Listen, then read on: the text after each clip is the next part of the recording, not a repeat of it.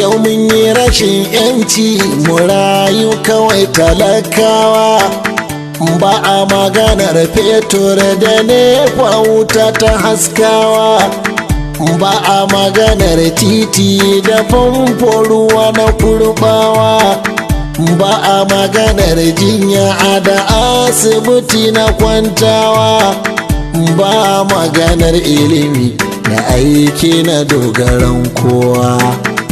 A bar mu raye kawai ya ce tura talakawa. Buɗaɗɗiyar wasiƙa ta buɗan gaba ba mai gidan kowa. Yawa excellency sa ga uzur talakawa.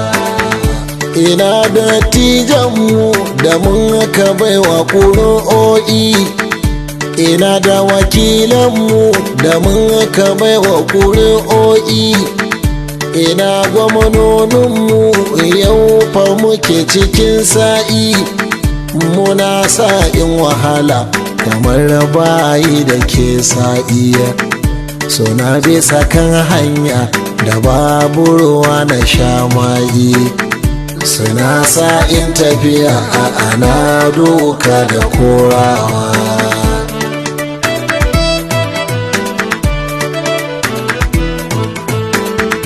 Ashe kai ne sanadi yancin mu ya karewa, a zangon mulkinka za mu mace talakawa, a lotan mulkinka istimar ka dawowa, da sa hannu naka yancin mu za ya karewa.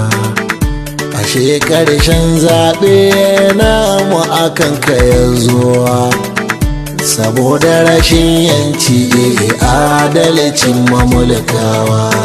Buɗaɗɗiyar wasiƙa ta buɗan gaba ba mai gidan kowa. Yawa excellency sa ga uzur talakawa.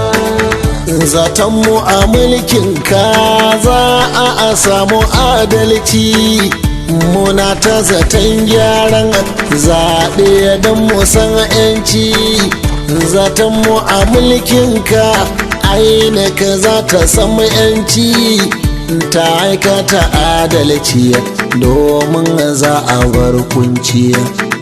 Zatonmu a mulkinka aƙalla gali da adalci, za a yi shari'ar 'yanci adalci gidan kowa.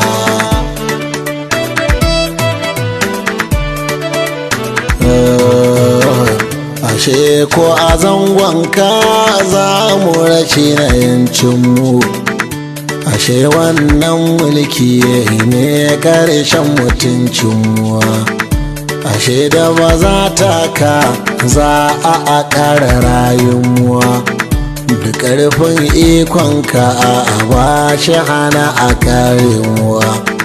Ya sakamakon ƙuri'a a tamu barin gidajenmu, Allahu ka fabe mu ba mu da alhakin kowa.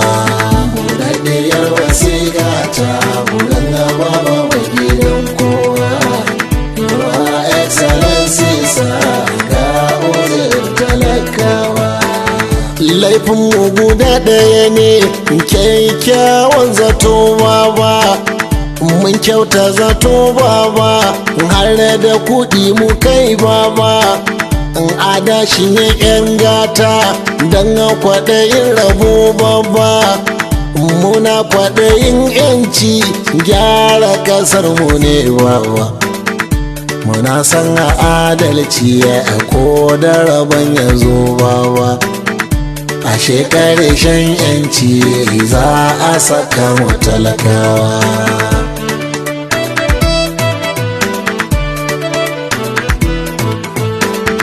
To ba mu da ƙarfi, mu ƙarfi na wajen Allah, mu ba mu da gata, mu gata ana wajen Allah, mu ba mu da kokonto sa'a kai a gurin Allah. Tsoro ya cinye mu ku kuna cikin daula, ga babu fataucin mu ba zarafi na mai talla. laifin mu kawai ƙura a da mu kawai talakawa.